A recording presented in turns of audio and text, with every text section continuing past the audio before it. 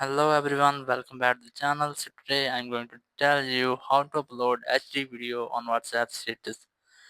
If you want to update HD video on WhatsApp status, so let's see how can you do this. First, you have to open your WhatsApp app. Just open it and then go to updates. And you don't have to follow the old method, which is select this video and tap on the status. You just have to go to chats and then select anyone, and now you just have to share the video you want to set as your own status. Here's the video, tap on it, then here's the HD option, just tap on it, and then item set to HD quality. You just have to set the video in HD quality.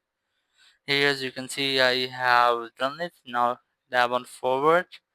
Now select my status, then tap on send. And that's how you can easily send HD quality WhatsApp status. Thank you very much for watching the video. Until the next video, bye bye.